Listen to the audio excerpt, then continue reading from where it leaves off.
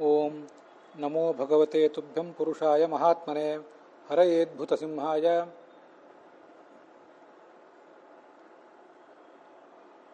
ಬ್ರಹ್ಮಣೇ ಪರಮಾತ್ಮನೆ ವಿಷ್ಣುಪತ್ನಿ ಮಹಾಮಾಯೇ ಮಹಾಪುರುಷಲಕ್ಷಣೆ ಪ್ರಿಯೇಥಾಮೇ ಮಹಾಭಾಗೆ ಲೋಕಮಾತರ್ನಮೋಸ್ತುತೆ ರತತ್ವಾದ್ಭಾತ್ಮಕೆ ವಿಷ್ಣಾವಥವಾಪಿ ಜಗದ್ಭೃತೆ ಭರತೋ ವಾಯುರುದ್ದಿಷ್ಟಃ ಭಾರತೀ ತತ್ಸರಸ್ವತಿ ಉಮಾ ವೈವಾಕ್ ಸಮುದ್ದಿಷ್ಟ ಮನೋ ರುದ್ರ ಉದಾಹೃತಃ ತದೇತನ್ಮಿಥುನಂ ಜ್ಞಾತ್ವಾ ನ ದಾಂಪತ್ಯಾದ್ವಿಹೀಯತೆ. ಶ್ರೀ ಗುರುಭ್ಯೋ ನಮಃ. ಭಾದ್ರಪದ ಮಾಸದ ಶುಕ್ಲ ಪಕ್ಷದ ಈ ಪ್ರಸಂಗದಲ್ಲಿ ಎಲ್ಲ ಮಠ ಮಂದಿರಗಳಲ್ಲಿ ಭಾಗವತ ಪ್ರೋಷ್ಠಪದಿ ಕಾರ್ಯಕ್ರಮ ನಡೆಯುವುದು ಒಂದು ಸಂಪ್ರದಾಯ. ಅದರಲ್ಲಿ ನಾವು ಕೂಡ ಭಾಗವಹಿಸಬೇಕು ಅಂತ ನಿಶ್ಚಯ ಮಾಡಿಕೊಂಡು ಈಗಾಗಲೇ ಈ ಶುಕ್ಲ ಪಕ್ಷದ ಅರ್ಧ ಭಾಗವನ್ನು ಭಾಗವತ ಪ್ರವಚನದ ರೂಪದಲ್ಲಿ ನಮ್ಮ ಮನೆಯಲ್ಲಿ ಮಾಡಿ ಮುಗಿಸಿದ್ದೇವೆ. ಇನ್ನು ಉಳಿದ ಅರ್ಧ ಭಾಗವನ್ನು ಶ್ರೀ ರಾಘವೇಂದ್ರ ಗುರುಗಳ ಸನ್ನಿಧಾನದಲ್ಲಿ ನಾವು ಮಾಡಲಿಕ್ಕೆ ತೊಡಗಿದ್ದೇವೆ. ಅದರ ಮೊದಲನೇ ದಿವಸ ಇವತ್ತು ಆರಂಭದಲ್ಲಿ ನಮೋ ಭಗವತೆ ತುಭ್ಯಂ ಪುರುಷಾಯ ಮಹಾತ್ಮನೆ ಅಂತ ಒಂದು ಶ್ಲೋಕವನ್ನು ನಾನು ಹೇಳಿದೆ. ಅದು 7ನೇ ಸ್ಕಂದದಲ್ಲಿ ಬಂದಿರುವಂಥ ಭಗವಂತನ ಸ್ತೋತ್ರ.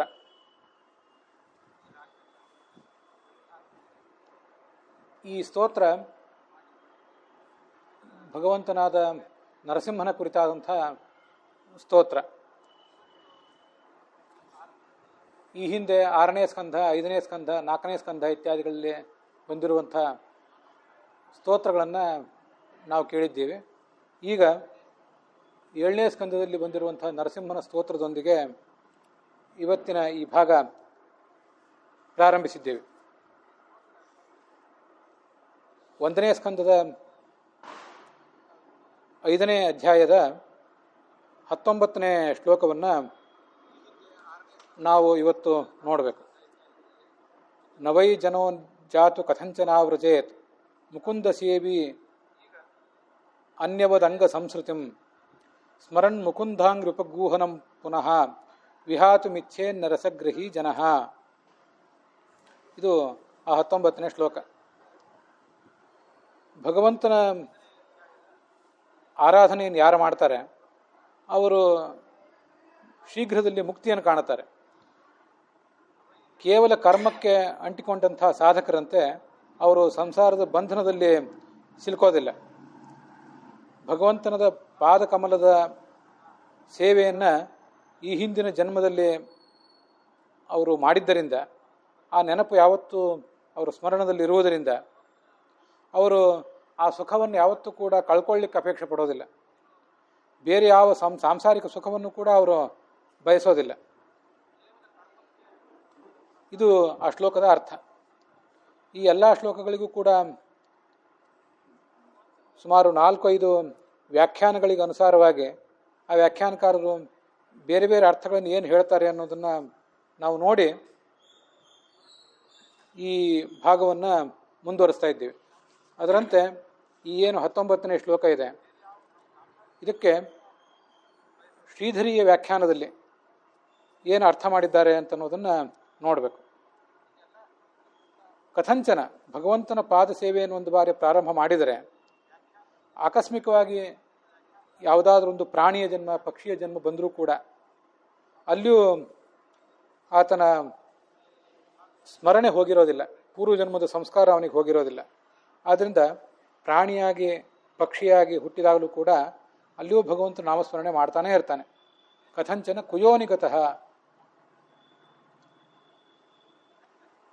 ಯತತೆ ಚ ತಥೋ ಭೂಯಃ ಸಂಸಿದ್ಧೌ ಕುರುನಂದನ ಪೂರ್ವಾಭ್ಯಾಸೇನ ತೇನೈವ ಪ್ರಿಯತೆ ಹ್ಯವಶೋಪಿ ಸನ್ ಅಂತ ಭಗವದ್ಗೀತೆಯ 6ನೇ ಅಧ್ಯಾಯದಲ್ಲಿ ಕೃಷ್ಣ ಅರ್ಜುನನಿಗೆ ಹೇಳಿದ ಮಾತಿದೆ. ಸಾಧನೆಯನ್ನು ಮಾಡಲಿಕ್ಕಾಗಿ ಸಾಧಕ ಮತ್ತೆ ಮತ್ತೆ ಪ್ರಯತ್ನ ಪಟ್ಟೇ ಪಡ್ತಿರ್ತಾನೆ. ಯಾಕೆಂದರೆ ಪೂರ್ವಾಭ್ಯಾಸೇನ ಈ ಹಿಂದೆ ಭಗವಂತನ ಮಾರ್ಗದಲ್ಲಿ, ಅಧ್ಯಾತ್ಮ ಮಾರ್ಗದಲ್ಲಿ ಮುಂದುವರಿಬೇಕು, ಅದರ ಕುರಿತು ಸಾಧನೆ ಮಾಡಬೇಕು ಅಂತ ಅವನ ಮನಸ್ಸಿನಲ್ಲಿ ಬೀಜ ಬಿತ್ತಿ ಆಗಿದೆ. ಆ ಸಂಸ್ಕಾರ ಅವನನ್ನು ಯಾವತ್ತೂ ಕೂಡ ಸೆಳ್ಕೊಂಡು ಹೋಗ್ತಾ ಇರ್ತದೆ. ಇದು ಶ್ರೀಧರಿಯ ವ್ಯಾಖ್ಯಾನದಲ್ಲಿ ನಮಗೆ ಕಾಣಿಸುವಂಥ ಅಂಶ. ವೀರರಾಘವರ ವ್ಯಾಖ್ಯಾನದಲ್ಲಿ ರಸಗ್ರಹಿ ಅಂತ ಹೀಗೆ ಶಬ್ದ ಇದೆಯಲ್ಲ, ಆ ಶ್ಲೋಕದಲ್ಲಿ ರಸಗ್ರಹ ಜನ, ರಸವನ್ನು ಗ್ರಹಣ ಮಾಡಿದ ಜನ ಅಂತಿದೆ. ರಸ ಅಂದರೆ ರಸೋ ವೈಸಹ ರಸಂಹ್ಯೇವಾಯಂ ಲಬ್ಧ್ವಾನಂದೇ ಭವತಿ. ರಸ ಅಂದರೆ ಸ್ವಯಂ ಭಗವಂತ. ಆ ಭಗವಂತನನ್ನು ಸ್ಮರಣೆ ಮಾಡಿ ಅವನನ್ನು ತಿಳಿದು ಇವನು ಕೂಡ, ಈ ಸಾಧಕನು ಕೂಡ ಆನಂದ ಪಡಲಿಕ್ಕೆ ಪ್ರಯತ್ನ ಪಡ್ತಾನೆ. ತತ್ರ ತಂ ಬುದ್ಧಿ ಸಂಯೋಗಂ ಲಭತೆ ಪೌರ್ವದೇಹಿಕಂ. ಭಗವದ್ಗೀತೆಯ ಶ್ಲೋಕವನ್ನು ವೀರರಾಘವ ವ್ಯಾಖ್ಯಾನದಲ್ಲೂ ಕೂಡ ಹೇಳ್ತಾರೆ. ಪೌರ್ವದೇಹಿಕಂ, ಹಿಂದಿನ ಜನ್ಮದಲ್ಲಿ ಏನು ಅಧ್ಯಾತ್ಮ ಮಾರ್ಗದಲ್ಲಿ ಇದ್ದ ಅದರ ಸ್ಮರಣವನ್ನು, ಅದರ ಮುಂದುವರಿಕೆಯನ್ನು ಈ ಜನ್ಮದಲ್ಲೂ ಕೂಡ ಪಡ್ಕೋತಾನ ಅವನು. ಇಂಥ ಒಂದು ಅನುಕೂಲ ಭಗವಂತ ಅವನಿಗೆ ಒದಗಿಸಿ ಕೊಡ್ತಾನೆ. ಆದ್ದರಿಂದ ಈ ಜನ್ಮದಲ್ಲಿ ನಮ್ಮ ಕೈಯಿಂದ ಎಷ್ಟು ಆದೀತು, ಈಗ ನಿವೃತ್ತರಾದ ಮೇಲೆ ಇದನ್ನೆಲ್ಲ ಪ್ರಾರಂಭ ಮಾಡಿದ್ದೀವಿ, ಅದರಿಂದ ಏನು ಸಾಧನೆ ಆಗ್ತದೆ ಅಂತ ಯಾರೂ ಕೂಡ ದುಃಖ ಪಡಬೇಕಾಗಿಲ್ಲ. ಅದರಿಂದ ಈ ಜನ್ಮದಲ್ಲಿ ಮಾಡಿದ್ದು ಖಂಡಿತವಾಗಿಯೂ ಕೂಡ ಮುಂದಿನ ಜನ್ಮದಲ್ಲಿಯೂ ಮುಂದುವರೆದೇ ಬರೀತದೆ. ಇದು ವೀರರಾಘವರ ವ್ಯಾಖ್ಯಾನದಲ್ಲಿ ಕಂಡುಬರುವಂಥ ಅಂಶ. ಈ ಎಲ್ಲ ವ್ಯಾಖ್ಯಾನಗಳಲ್ಲಿ ಹೆಚ್ಚಿನ ಭಿನ್ನಾಭಿಪ್ರಾಯಗಳೇನೂ ಕಾಣಿಸೋದಿಲ್ಲ. ರಾಧಾಕೃಷ್ಣರ ವ್ಯಾಖ್ಯಾನ ಒಂದಿದೆ ಇನ್ನು ನಾವು ನೋಡಬೇಕಾದದ್ದು. ಆ ವ್ಯಾಖ್ಯಾನದಲ್ಲೂ ಕೂಡ ಈಗಾಗಲೇ ನಾವು ಶ್ರೀಧರಿ ವ್ಯಾಖ್ಯಾನದಲ್ಲಿ ಏನು ಗಮನಿಸಿದ್ದೀವಿ, ಮುಕುಂದಾಂಗ್ರಿ ಉಪಗೂಹನಂ ವಿಷ್ಣು ಪಾದಾಲಿಂಗನಂ, ಭಗವಂತನ ಪಾದಕಮಲವನ್ನು ಆಶ್ರಯಿಸಿ ಈ ಹಿಂದೆ ಬದುಕಿದ್ದರಿಂದ ಅವನ ಆ ಒಂದು ಸಂಸ್ಕಾರ ಅವನನ್ನು ಎಲ್ಲ ಜನ್ಮದಲ್ಲೂ ಕೂಡ ಮುನ್ನಡೆಸ್ತದೆ. ಮುಕುಂದ ಸೇವಿ ಜನ ಅನ್ಯವತ್ ಸಂಸ್ಕೃತಿಂ ನ ಗಚ್ಚೇತ್. ಭಗವಂತನ ಪಾದ ಸೇವೆ ಮಾಡಿದವನು ಯಾವತ್ತೂ ಕೂಡ ಇನ್ನೊಬ್ಬರಂತೆ ಸಂಸಾರದಲ್ಲಿ ಸಿಲುಕುವುದೇ ಇಲ್ಲ. ಇದು ಮಾಮುಪೇತ್ಯ ಪುನರ್ಜನ್ಮ ದುಃಖಾಲಯ ಮಶಾಶ್ವತಂ ನಾಪ್ನುವಂತೆ ಮಹಾತ್ಮಾನಃ ಸಂಸಿದ್ಧಿಂ ಪರಮಾಂಗತಃ. ಬೇರೆ ಏನೇ ಕಾರ್ಯಕ್ರಮಗಳನ್ನು, ಬೇರೆ ಏನೇ ಮಾರ್ಗಗಳನ್ನು ಈ ಜಗತ್ತಿನಲ್ಲಿ ತುಳಿದರೂ ಕೂಡ ಮುಕ್ತಿ ಸಿಗ್ತದೆ ಅಂತ ನಿಶ್ಚಿತ ಇಲ್ಲ. ಆದರೆ ಭಗವಂತನನ್ನು ಆರಾಧಿಸಿದರೆ ಮಾತ್ರ ಅವನಿಗೆ ಮುಕ್ತಿ ನಿಶ್ಚಿತ. ಇವಿಷ್ಟು 3 ವ್ಯಾಖ್ಯಾನಗಳನ್ನು ನೋಡಿದ್ದೀವಿ. ಮುಂದೆ ಭಾಗವತಕ್ಕೆ ವ್ಯಾಖ್ಯಾನ ಬರೆದಂಥ ವಿಜಯಧ್ವಜ ತೀರ್ಥರು ಹಾಗೆ ಯಾದವಾರ್ಯರ ಮಾತುಗಳನ್ನು ಕೂಡ ನಾವು ಗಮನಿಸಬೇಕು. ಭಗವದ್ಗೀತೆಯಲ್ಲಿ ನಹಿ ಕಲ್ಯಾಣಕೃತ್ ಕಶ್ಚಿತ್ ದುರ್ಗತಿಂ ತಾತ ಗಚ್ಚತಿ. ಯಾರು ಕಲ್ಯಾಣ ಮಾರ್ಗಕ್ಕೆ ಕಾಲಿಟ್ಟಿದ್ದಾನೆ, ಅರ್ಥಾತ್ ಶ್ರವಣ ಮನನ ಧ್ಯಾನ ಅನ್ನುವಂಥದ್ದೇ ಕಲ್ಯಾಣ ಮಾರ್ಗ, ಅದರಲ್ಲೂ ವಿಶೇಷತಃ ಧ್ಯಾನ ಮಾರ್ಗ, ಅದರಲ್ಲಿ ಯಾರು ಕಾಲಿಟ್ಟಿದ್ದಾನೆ ಅವನಿಗೆ ಯಾವತ್ತೂ ಕೂಡ ದುರ್ಗತಿ ಆಗೋದಿಲ್ಲ ಅಂತ ಕೃಷ್ಣ ಭಗವದ್ಗೀತೆಯಲ್ಲಿ ಹೇಳಿದ್ದನ್ನು ನೆನಪು ಮಾಡ್ಕೊಳ್ಬೇಕು. ಯಾದವಾರ್ಯರ ವ್ಯಾಖ್ಯಾನದಲ್ಲೂ ಕೂಡ ತತ್ರ ಕಿಂ ವಿಷಯಾಭಿಲಾಷೇಣ ಹರಿಧ್ಯಾನಾದಿರೂಪಂ ಯೋಗಂ ವಿಜಹಾತಿ. ಮನುಷ್ಯ ಅನೇಕ ಜನ್ಮಗಳನ್ನು ತಾಳ್ತಾ ಇರ್ತಾನಲ್ಲ, ಕೆಲವು ಬಾರಿ ಪ್ರಾಣಿಯಾಗಿ, ಕೆಲವು ಬಾರಿ ಪಕ್ಷಿಯಾಗಿ, ಕೆಲವು ಬಾರಿ ಬಡವನಾಗಿ, ಶ್ರೀಮಂತನಾಗಿ, ನಾನಾ ರೀತಿಯಿಂದ ಹುಟ್ಟುತ್ತಾ ಇರ್ತಾನೆ.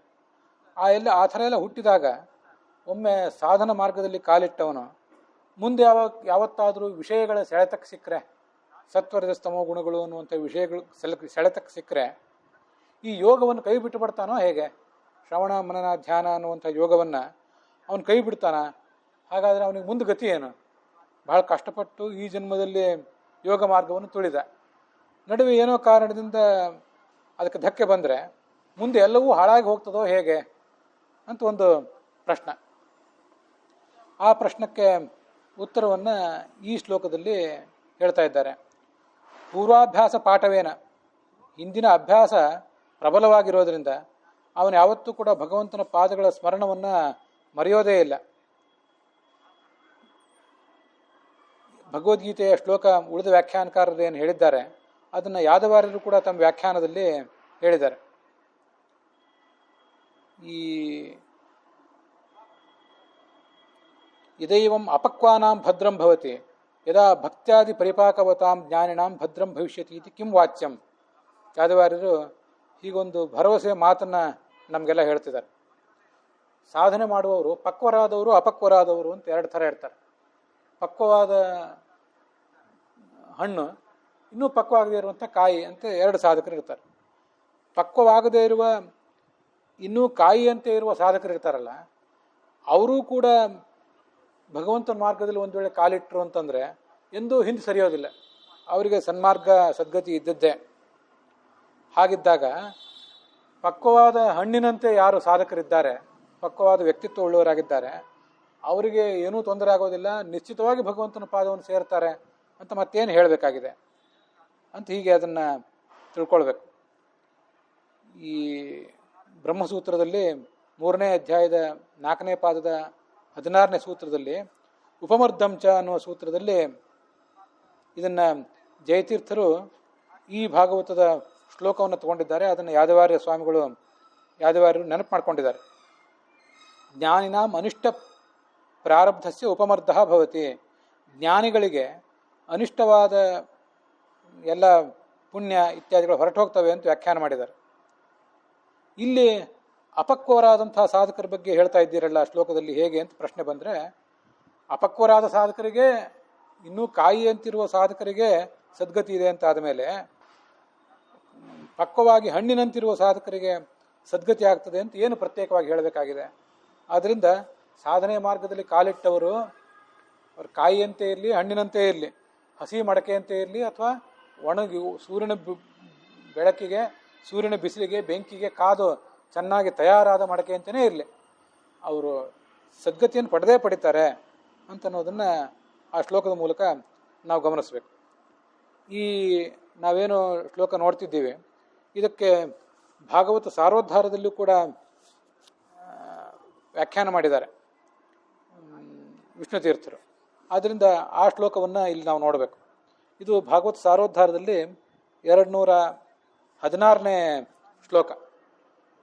ಅದು ವಿಶೇಷ ವ್ಯಾಖ್ಯಾನ ಏನು ಮಾಡಿಲ್ಲ ವಿಷ್ಣು ತೀರ್ಥರು. ಆದರೂ ಕೂಡ ನಾವು ನೋಡ್ತಿರೋ ಭಾಗವತ ಶ್ಲೋಕ ಒಂದು ವೇಳೆ ಭಾಗವತ ಸಾರೋದ್ಧಾರದಲ್ಲಿ ಇತ್ತು ಅಂತಾದರೆ ಅದಕ್ಕೆ ವಿಶೇಷ ಅರ್ಥ ಅವ್ರು ಏನಾದ್ರು ಹೇಳಲಿ ಬಿಡಲಿ, ಅದು ನೋಡುವುದು ನಮ್ಮದೊಂದು ಅಪೇಕ್ಷಿತವಾದ ಕೆಲಸ. ಏವಂ ವಿಧಾ ಪ್ರವೃತ್ತಿ ಭಾಗವತ ಜನೇಶು ಪ್ರಮಾಣಂ ಇತ್ಯಾಶಯೇ ನಾಹ ನವಾಯಿತೆ. ಭಗವಂತನ ಆರಾಧಕ ಯಾವತ್ತೂ ಕೂಡ ಸಂಸಾರಕ್ಕೆ ಮರಳಿ ಬರೋದಿಲ್ಲ. ಯಾಕೆಂದರೆ ಆ ಭಕ್ತನಿಗೆ ಈ ಜಗತ್ತಿನಲ್ಲಿ ಸಾರ ಯಾವುದು, ಅಸಾರ ಯಾವುದು, ಶಾಶ್ವತ ಯಾವುದು, ಅಶಾಶ್ವತ ಯಾವುದು ಅಂತೆಲ್ಲ ಗೊತ್ತಿರ್ತದೆ. ಆದ್ದರಿಂದ ಭಗವಂತನ ಚರಣಾರವಿಂದವನ್ನು ಅವನು ಈ ಹಿಂದೆ ಆರಾಧಿಸಿದ್ದ, ಅದರ ಸುಖ ಅವನದ ಪರಿಚಯ ಇದೆ ಅವನಿಗೆ. ಅವನು ಮತ್ತೆ ಅದನ್ನು ಬಿಡಲಿಕ್ಕೆ ಬಯಸೋದೇ ಇಲ್ಲ. ಪುನಃ ಪುನಃ ಸ್ಮರನ್ ವಿಹಾತು ನೇಚ್ಛತಿ ನ ಕದ ಜಾತು ಕದಾಚಿದಪಿ ಕಥಂಚನ ಕೇನಾಪಿ ಪ್ರಕಾರೇಣ. ಯಾವ ಪ್ರಕಾರದಿಂದಲೂ ಅವನು ಇದನ್ನು ಬಿಟ್ಟು ಬರಲಿಕ್ಕೆ ಬಯಸೋದಿಲ್ಲ ಅಂತ ಅದರ ತಾತ್ಪರ್ಯ.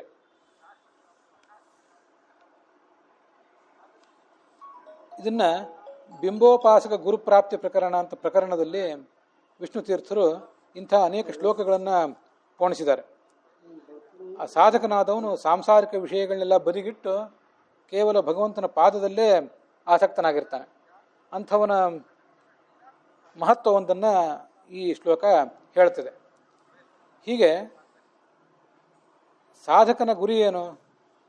ಜಗತ್ತಿನಲ್ಲಿ ತನ್ನನ್ನು ಹಿಡಿದಿಡುವಂಥ ಕರ್ಮಗಳನ್ನೆಲ್ಲ ದೂರ ಇಟ್ಟು ಭಗವಂತನ ಪಾದ ಸೇವೆಯನ್ನೇ ನಂಬಿ ಆತ ಮುಂದುವರಿಬೇಕು.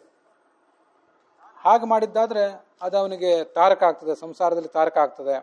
ಅದು ಹಿಂದಿನ ಶ್ಲೋಕದಲ್ಲೂ ಬಂದಿದೆ. ತಸ್ಯೈವ ಹೇತೋಹೋ ಪ್ರಯತೇತ ಕೋವಿದಃ ನ ಲಭ್ಯತೆ ಯದ್ ಭ್ರಮತಾಮುಪರ್ಯಧಃ ಲಭ್ಯತೆ ದುಃಖವದ್ ಅನ್ಯತ ಸುಖಂ ಕಾಲೇನ ಸರ್ವತ್ರ ಗಭೀರ ರಂಹಸ. ನಾವು ಯಾಕೆ ಸುಖದ ಬೆನ್ನು ಹತ್ತಬೇಕು? ಸುಖ ತಾನಾಗೇ ಸಿಗ್ತದೆ. ದುಃಖ ನಾವು ಬೇಡ ಅಂದರೂ ಸಿಗ್ತದಲ್ಲ. ಈ ಮಾಡಿದ್ದುಣ್ಣೋ ಮಹಾರಾಯ ಅಂತ ದುಃಖ ಅನುಭವಿಸಲೇಬೇಕಲ್ಲ, ಹಾಗೆ ಸುಖನೂ ಅನುಭವಿಸಲೇಬೇಕಾಗ್ತದೆ. ಎಷ್ಟೋ ಕೆಲವು ಸುಖಗಳನ್ನು ನಾವೇನಾದರೂ ಬಯಸಿದ್ವೇನೋ, ಆದರೂ ಭಗವಂತ ನಮ್ಗೆ ಅದನ್ನು ಕೊಟ್ಟಿದ್ದಾನೆ. ಹಾಗೆಯೇ ದುಃಖವನ್ನು ಕೂಡ ಅವನು ಕೊಟ್ಟೇ ಕೊಡ್ತಾನೆ.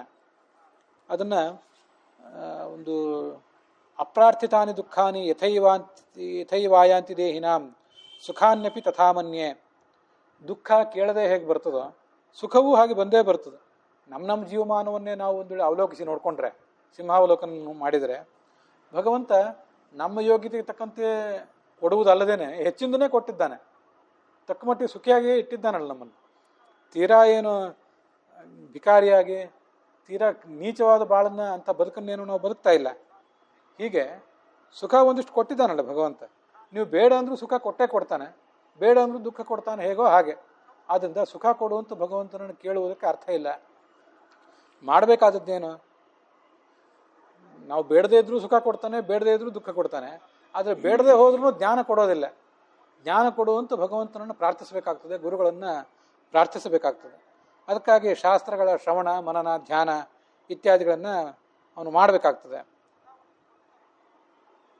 ಕಾಲೇನ ಸರ್ವತ್ರ ಗಭೀರದ ಹಸ, ಕಳೆದ ದಿವಸ ಬಂದ ಶ್ಲೋಕ ಇದು. ಕಾಲ ಬಹಳ ವೇಗಶಾಲಿಯಾದದ್ದು. ಅದೊಂದು ಚಕ್ರ ಇದ್ದ ಹಾಗೆ, ಕಾಲಚಕ್ರ. ಕೆಳಗೆ ಸುಖ ಇದ್ದರೆ ಮೇಲೆ ದುಃಖ ಇರ್ತದೆ.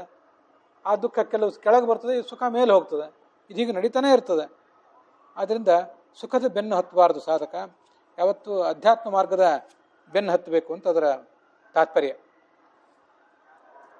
ಅಲ್ಲಿಗೆ ಇವತ್ತಿನ ಈ 19ನೇ ಶ್ಲೋಕದ ಶ್ರವಣ ಸಮಾಪ್ತವಾಗಿದೆ. ಹುಸಿಯನಾಡಿ ಹೊಟ್ಟೆ ಹೊರೆವ ವಿಷಯದಲ್ಲಿ ರಸಿಕನೆಂದು ಹುಸಿಗೆ ಹಾಕದಿರೋ ಇನ್ನು ಹೃಷಿಕೇಶನೇ, ಈಶನಿಂದ ಚರಣ ಭಜನೆ ಆಸೆಯಿಂದ ಮಾಡುವೆ, ದೋಷ ರಾಶಿ ನಾಶ ಮಾಡು ಶ್ರೀಶಕೇಶವ. ಶ್ರೀಕೃಷ್ಣಾರ್ಪಣ ವಸ್ತು.